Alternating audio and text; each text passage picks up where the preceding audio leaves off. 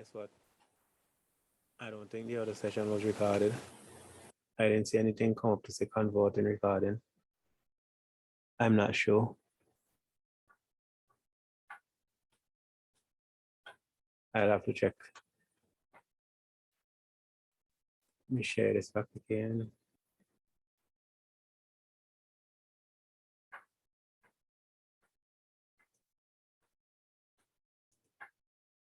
That would be a problem.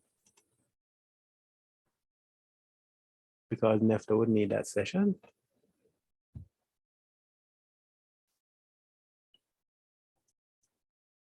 Okay, we are all back.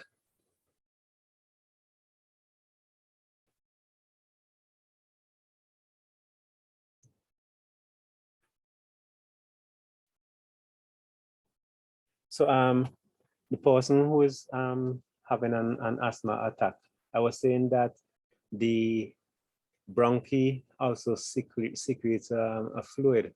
So it becomes inflamed and it secretes a fluid that is thick and makes it even harder to breathe, and it occupies space in the passageway. So you see the problem. You see why a person could actually die from an asthma attack, because they would have such difficulty breathing that they cannot get oxygen in fast enough to support life, and they're going to try to breathe harder or faster. They hyperventilate, and it might just make matters worse. Can tell you something about carbon dioxide. When you're sleepy, you yawn, right? Generally, when a person becomes sleepy, they tend to yawn. You're like, I don't know. But what happens is as you become drowsy, you tend to breathe shallower. You don't breathe as deeply as you would normally. And what happens because of that is that the carbon dioxide level in your blood builds up. When the carbon dioxide level builds up in your blood, these bronchi, they tend to dilate, and you tend to yawn so that you can get rid of the carbon dioxide and take in a good dose of oxygen. I'm saying this to tell you that if the person does not have asthma medicine, the asthma pumps and so on, nebulizers, what have you, you can allow them to take a couple breaths in a paper bag. Because when they breathe into the paper bag and inhale back the air they would have breathed it out, it would have a higher level of carbon dioxide than the normal air. Having a higher concentration of carbon dioxide in their blood now forces the respiratory system to react in a particular way that would help to dilate or open back the trachea. You understand? I mean, that might not come on the exam, but I just want you to have that kind of knowledge so that you could help somebody if the situation. If you have a plastic bag, let us use a paper bag, but paper bags tend to be easier to deal with.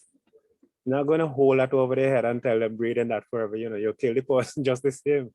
You just want them to get a couple breaths, and then you remove it, you put it back, and try to help them to relax. Try to calm them so they won't be that the wheezing. This is gonna make things. It's gonna make their chest tighter. It's gonna make the airways tight and more constricting when they're fighting to breathe hard like that. Try to help them to relax. Vital capacity. Now your vital capacity. Well, let's look at it here. Take the deepest breath you can. Now breathe out as much air as you can from your lungs. The volume of air that you have breathed out after taking a deep breath is known as your vital capacity. Remember, the word capacity has to do with how much something can hold, right? So your vital capacity is how much, the maximum amount of air that you can breathe in and out. And this can be done with this can be measured with a container like this. That is, let's say we do it in the lab with a measuring cylinder and a plastic tube. You fill the tube with water and you invert it in a larger container, and you take in that deep breath. and you blow everything you can into the plastic tube, the bubbles would go up and you measure how much that is. That's your vital capacity. Persons who exercise tend to have larger vital capacities than persons who don't at all. Over time, an athlete who trains can actually breathe more air than you can. So they actually develop for themselves a more efficient gaseous exchange system. See why it is good to come with me and exercise on evening time every day? Morning and evening I exercise, but I lie. Joke I'm making the boy. Only exercise I get in these days is when I walk to the car. Shame on me. And when I lift up my spoon. But look, we need exercise for a number of reasons, but this could be one of them. Eh? And we're not talking about like exercise, let's say, lifting weights and them kind of thing. That don't really put your respiratory system under enough stress. I mean, the aerobics, you could do that on the spot, you jog on the spot, you lift up and kick and box and what's not. You just make sure you expend enough energy to allow your heartbeat to and your breathing rate to increase significantly. Doing that over time increases your vital capacity. So if you walk everywhere you go, then no exercise too.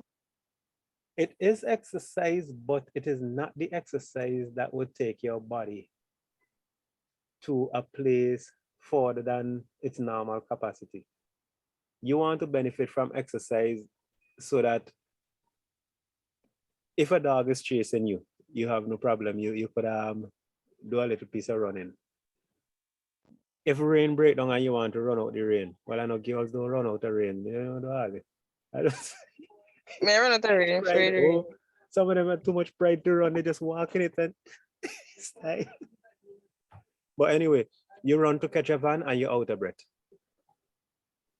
That's another thing. Woman don't run to catch van again.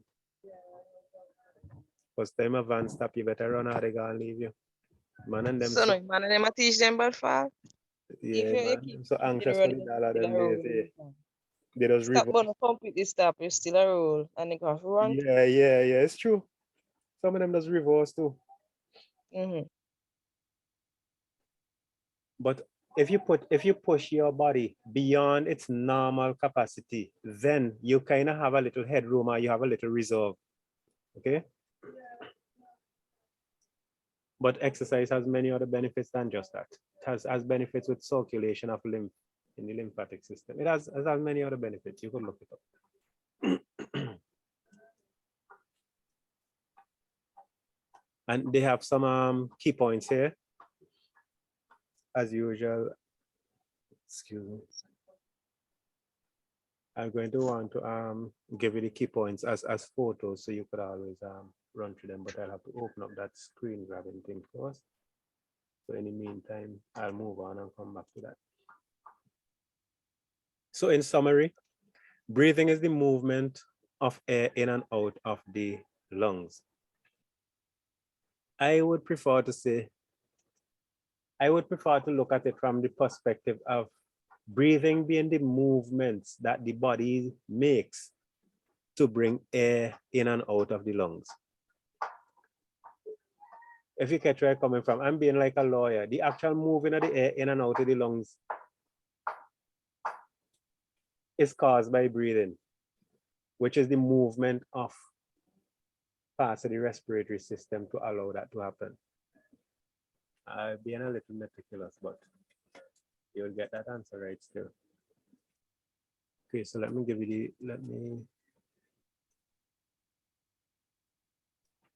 hide this first and then we'll move on. Factors affecting breathing.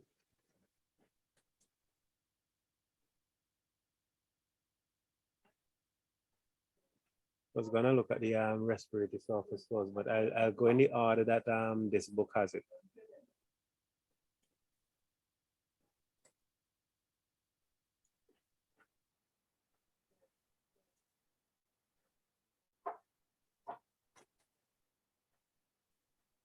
When you When you breathe in, it feels as if the lungs are expanding to push your ribs outwards. This is not so.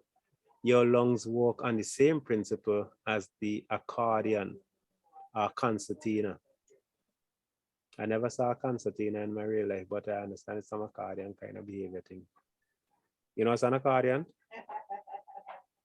Yeah, that thing you're pushing and pull out like Right. And the air comes in and makes the sound, right. When I was small, my father used to play one. He used to play that on a guitar. So breathing, called inspiration, has nothing to do with the mental type, but you inspire the air and you expire the air and you respire. It has to do with air anyway. So let's look at the diagram. I'm just bring this a little larger for you. One more. So this is from the front and this is from the side view. When air comes into the respiratory system, the ribs cage expands, it moves outward, the diaphragm moves downwards. You see this, the curved up position it is in here now. When it moves downward, obviously it's going to create the vacancy inside here, a vacuum. So air moves into the trachea and from the trachea to the bronchi and the air sacs. So your external intercostal muscles contract and they move the ribs upwards and outwards. Told you that these muscles help with breathing. It's not just the diaphragm alone. If the diaphragm want to just pull down alone, maybe it may just cause the rib cage to just close down some more. But it doesn't happen like that. Both of them walk in tandem, they walk together. So as the diaphragm pulls downwards, the intercostal muscles pull upward to keep them open. People who get a hard lash in their ribs, you got into a fight and you get what they call bruised ribs, you will know them muscles working because you'll have pain breathing. But sometimes you get what we call stitch. I don't know where that name comes from, but I know that's what it's called in St. Vincent. If after you eat a heavy meal, you start running or doing something vigorous, you start to feel this pain in your side, in your rib cage. That's caused because of some kind of spasm, something between the intercostal muscles. That's where you get the pain.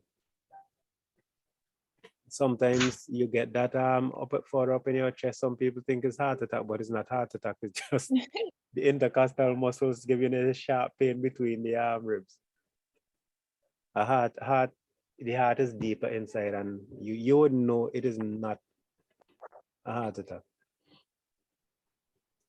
So with that is angina. Angina occurs before you start getting heart attack. Angina, it is usually called angina pectoris because you feel the pain in the pectoral girdle. Remember, you have the pelvic girdle, which is the one down by the hips, and the pectoral girdle is the one up by the arms, with the shoulder blade and what's not. The pain actually is felt in that place, but it's an indication that the person has developed or is developing heart disease. Okay. The exercise would help to ward that off.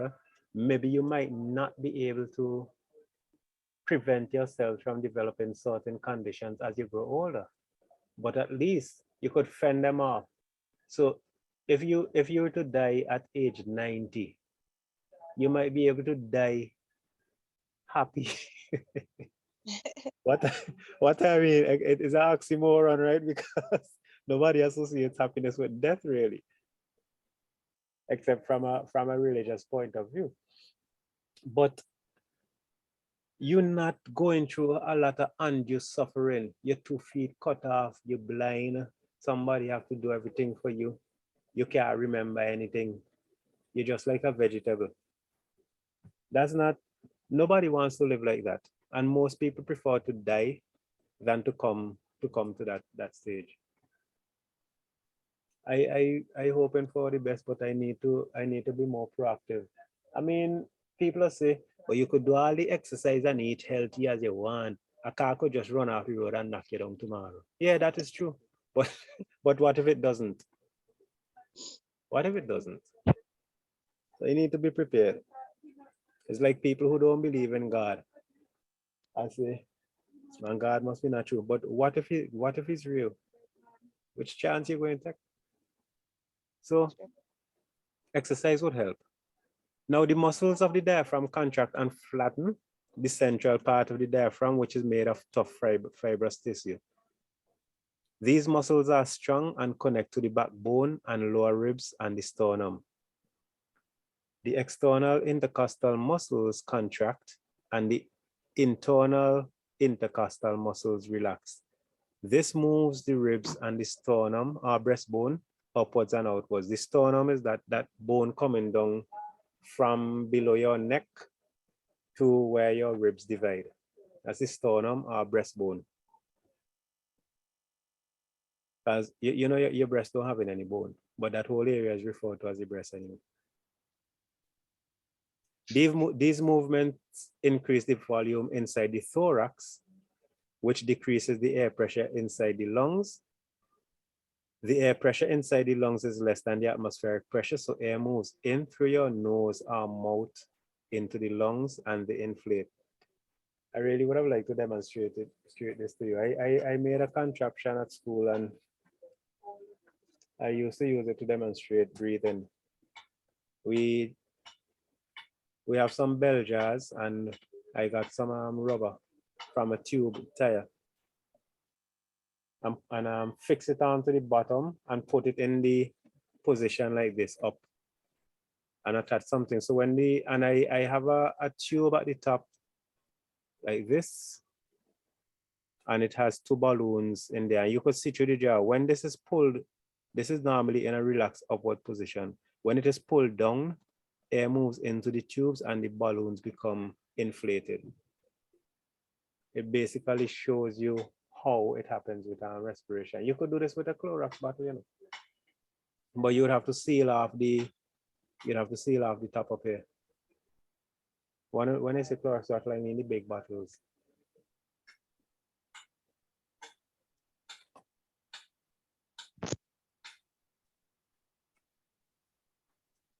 Breathing out now. The diaphragm muscles relax and the pressure exerted on the abdomen pushes the central fibrous tissue upwards, especially when you're belly full. Or let's say when you eat more than usual. You would have, if you eat and you have problems taking a deep breath, God will punish you, man. You overdo it. Imagine you don't even have enough space for your diaphragm to come down. No, man, that wrong. But that happened to me already, eh? Shh. I'm for bad mind. So the intercostal muscles, the internal intercostal muscles contract and the external intercostal muscles relax and the ribs move downwards and inwards. And these movements decrease the volume inside the thorax. And that helps to push the air out of the lungs. Also, the alveoli, the air sac, they are elastic. Okay, when they say recoil, they mean they return to their smaller position, smaller size, and this helps to force air out of the lungs. So during quiet or shallow breathing, the diaphragm alone may be moving. Both the diaphragm and the rib cage move when taking deep breaths, for example, during exercise. When somebody is sleeping, they take longer, slower breaths. Sometimes you would see their chest moving. I don't know if you are younger siblings that you play with and you pretend to be dead. And what they pay attention to is your movement and your eyes. And you'll learn that because they'll take their hand and try to pull open your eyelids. So if you're going to play dead, you better protect your eye. but they don't really pay attention to the movement of the chest. I have heard it said that when I'm gonna make this small so I can get this whole thing here. I've heard it said that when if you're attacked by a bear, you must lie down motionless and pretend to be dead. Hold your breath. The bear normally would go and smell by the animal's nostril and throat, you know. But sometimes the bear don't wait to find out whether or not the person is dead. It might give them 2 slap first. And when you get that, you can't play that again. You're in so much pain and so much fright. And then you might even, your bowels might loosen up and your anus might open and everything might come out. So the bear will say, definitely he ain't dead. So, but am I Or frightened? sometimes it just stamp you. Yeah. What would have saved people sometimes is the cubs. The cubs might start crying doing that, and the mother bear might just go and meet them. But a grizzly bear, for example, you don't come anywhere near to the cubs and don't expect to be attacked. It's one of the worst kind of animal to attack you. Bears can swim. They can swim very well, better than us. They can dive too. They can climb trees better than us. And they can run faster than us. That is why I ain't going to be like no white man, and I'm not being racist. Talk about you going in deep jungle and you camping. Yeah. I love nature too much. I good.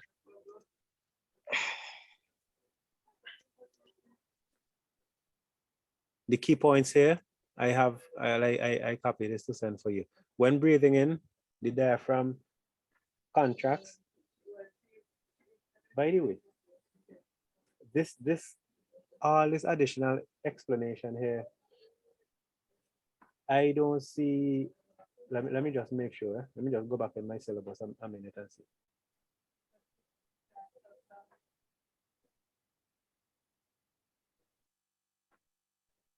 Right. I know in general biology, we pay attention to this, right? But there is nowhere in the syllabus requiring you to describe the movement of the like intercostal muscles and that kind of thing when you breathe in. It says distinguish between gaseous exchange and breathing. And it says that we must include gaseous exchange in the alveoli, include labeling of the diagram of alveolus, identify characteristics common to gaseous exchange surfaces, distinguish between aerobic and anaerobic, and so on and so on. ATP, CPR, smoking, graphs and tables. No way. It tell you that you have to try to remember, oh, the external intercostal muscles contract and the internal, those things tend to turn off students. If you're doing general biology, you would need to know that. The explanation is good for additional knowledge, but CXC is not going to ask any questions about that based on what the syllabus says.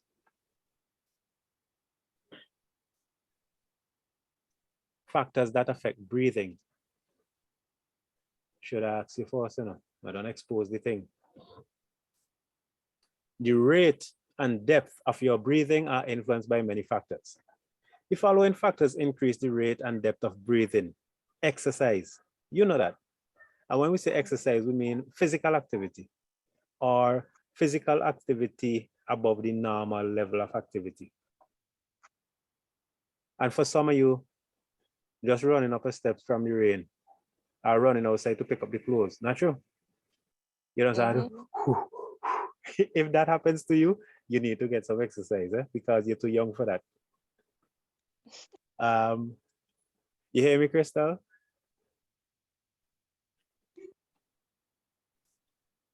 And you have anxiety. Sometimes you have some activity coming, even like an exam, some persons have that for, or an operation coming up, you need to see the dentist, you have to go to court, police come by your door.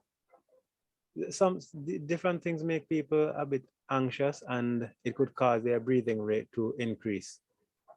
Stress out. You're being interrogated by the police or law enforcement. You see why they do the lie detector testing? The lie detector measures some of these things, pulse rate, and how they change when the question is asked. When the person hears the question, there might be certain changes, you know, sweating and all that kind of thing. But for some people, this will happen Yeah. regardless of what.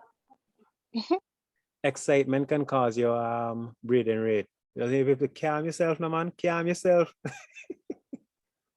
Excitement, surprise, body. Moving to a high altitude, for example, when visiting La Soufrière, your breathing rate might increase. Mr. Bork and I decided to run to the summit of La Soufrière. I don't know. I don't know what was wrong with us, but we did it. We run from the part of Joshua called Caratal, run across the dry river, run up Bamboo Range, run, and we passed back the persons we were going on the trip with because they went with vehicle. We stopped off down Georgetown. We passed them, and on our way up, there were persons and with the group from Barbados, so it was a camp, and some of them had taken in, well, wheezing, we call it. That was going on. So we stopped, we jogged on the spot, and we advised them to take the persons down lower as fast as possible because that is probably what is contributing to the thing. But we can't run from so far and reach there and turn back and say we can't. So no, we run, we touch the summit with our hands, and then we run, come back down to meet them and help them go down. I can't even run. I can't even run Crash Rabaka right now, I tell you. Those times I used to play volleyball and play the national tournament and so on. But boy, they were exercise and me a family and friend anymore. Can't even run Crash Rabaka good. But these are things that increase the breathing rate. Also, an increase in weight. Once you start putting on weight, you're going to have an increase in your breathing rate. You have more cells to support, you know. Your body need oxygen to support a larger body, and your lungs did not grow. So the oxygen to support that need to come in faster. So you usually the persons who have become obese. You see, like if you have to go by adult head and you walk off the street and you reach up there, you might have to rest up after the first floor. And then you walk up again and hear the person breathing hard, laboring, I just say. The laboring to breathe. It's an indication that you should do something about your health. If this happens to you, you should do something about it. You should be conscious enough to do something about it. You don't want that you haven't even done half of your 3 score and 10 and you have your body doing you these kind of things. You need to you could still fix it. When you come old like me, it's a different situation. So you also have smoking. Nobody here smokes except let me stop trouble. Let me stop trouble, my friend. I must love her too much. So we don't have any smokers here, but smoking causes that too. And taking where am I? Increasing with smoking, right? Sitting in a stuffy place with no fresh air. You see that problem there with no fresh air? Carbon dioxide levels high, you need more oxygen, your body tries to get it in faster. And taking stimulant drugs such as amphetamines. Generally in St. Vincent, we don't tend to have those, but people, they get in this drug called ecstasy now and that kind of thing. Down here is not just marijuana and cocaine alone. Again, things changing up. When you put like sometime when them children are cold. Yeah. Fever in the night. So You just sickness. breathing fast. Yeah, sickness. That is true. Any respiratory illness could cause you to breathe faster. That's a very good observation. Very good point. The following factors decrease the rate of and depth of breathing. Recovering from exercise, duh. Sleep, I would say. Your body basically, most systems shut down and they just go on idle. But your brain don't really shut down, you know. Just the conscious part don't really operate. And most of the time when you sleep and you're dreaming, but you don't always remember what you dream. You don't always remember that you are dreaming. Returning to low altitude. Yeah. Moving from a stuff, they just take what we had above and put the opposite. And taking depressant drugs, such as barbiturates, like sleeping pills. People with asthma and bronchitis often have their bronchi partially blocked by mucus. Well, that is what is secreted during bronchitis or during asthma. So they have difficulty breathing and usually take shallow breaths. So you have shortness of breath. Persons who have COVID pneumonia would have shortness of breath. It's like you're breathing in, but you cannot draw a full breath of air. That's what shortness of breath means. It's just that when you inhale, your lungs already full before you know the breath you had a full breath. So you're short. You can't get a full lung of air. The main internal factors that influence breathing is the carbon dioxide concentration in the blood. The brain detects how this changes and then determines how often and how deeply you breathe to keep the carbon dioxide concentration constant in the body. This is an example of homeostasis. Homeostasis are the things that the body does to maintain a stable environment, whether it is your temperature or the concentration of fluids, water, ions, and whatever. Your body need to keep these within narrow limits for it to function normally. Your pH, all those things, homeostasis is the process that covers all of those. How many minutes on this one? 7 minutes on this one. I want to come to this first because this book skip it down the syllabus has it earlier. This represents an alveolus. Huh? We're going to look at how the gaseous exchange take place. And gaseous exchange just means the exchange of gases. Gaseous exchange in the alveolus. The alveolus is this. Okay. This structure with the blood vessel around it. We show one blood vessel, and it is the lining. This is 1 cell thick. The blood vessel, the capillary, is also 1 cell thick. So oxygen just have to move through the cell of the alveolus and the cell of the blood vessel to get into the blood. As it gets into the blood, it combines with the hemoglobin in the red blood cell. We call it oxyhemoglobin. It's not just the oxygen dissolving into the blood, the liquid part of the blood alone, it actually combines with the hemoglobin. And the carbon dioxide that diffuses from the higher concentration in the blood here across the walls of the alveolus into the air. So that when the alveolus fills up, it fills up with fresh air, which would have a higher concentration of oxygen and a lower concentration of carbon dioxide. It's fresh air. The blood, on the other hand, returning from around the body, has a higher concentration of carbon dioxide and a lower concentration of oxygen. Therefore, carbon dioxide moves from the blood to the alveoli, and oxygen moves from the air in the alveoli into the blood. So diffusion, this is an example of where diffusion takes place. It's happening in opposite directions for each gas. And because it happens at the same time, the gases are literally exchanged, and we refer to that as gaseous exchange. Oxygen in and carbon dioxide out. So breathing brings the air here. Okay, breathing is responsible for bringing the air here. Diffusion gets it in and out of the bloodstream.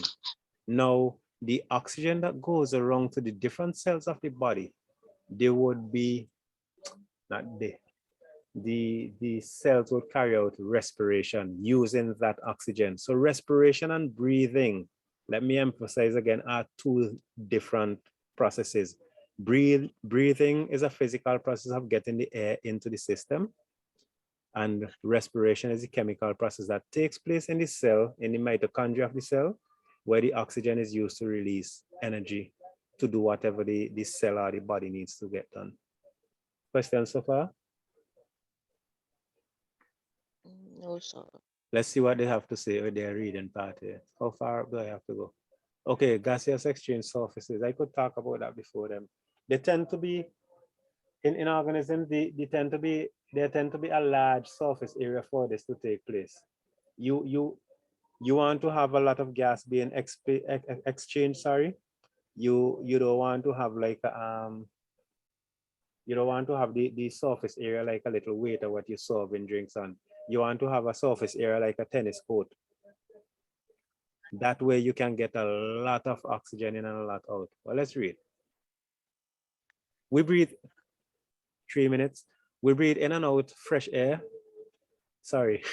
We breathe in and out to refresh the air that is in the alveoli.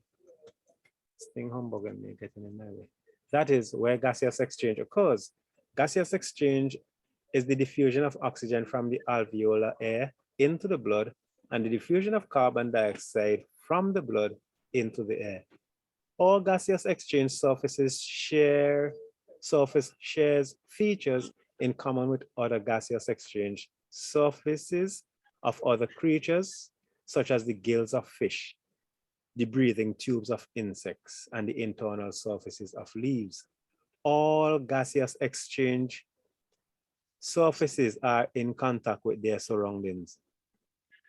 Let me get my highlighter here. In contact with their surroundings, even if they are enclosed deep inside of the body. So picture this, your alveoli, the air sac is this deep inside your body, is the lungs, but the air from the outside is in contact with it. So you're basically in contact with the surroundings. They all have the following features that adapt them for efficient exchange of oxygen and carbon dioxide. This one, large surface area. Rather than have, you have a blow comb, like blow music with comb, you wrap a piece of aluminum foil or paper around the comb and you blow, make tune. You do that here all days, man. But look, with the paper around the comb, that surface area is small because it's only the surface that covers the comb. If you take off the paper now, you're gonna have that surface along with the surface area between each tooth of the comb. I would say between the comb teeth them. Gills in fish are something like that. So you have all these different spaces. We have less than a minute, so we'll come back in. All these different spaces for diffusion to take place. So that increases the surface area. Remember when we look at the villi, villus singular in the intestines, increase of surface area for absorption is similar. They also have moist surface so that gases can diffuse in and out, and they have thin walls so that the gases do not have to diffuse very far. There's a difference in concentration. 30 seconds, I watching the clock. There's a difference in concentration with the fluids in the alveoli, the gases in the alveoli. There's also a good blood supply, and there's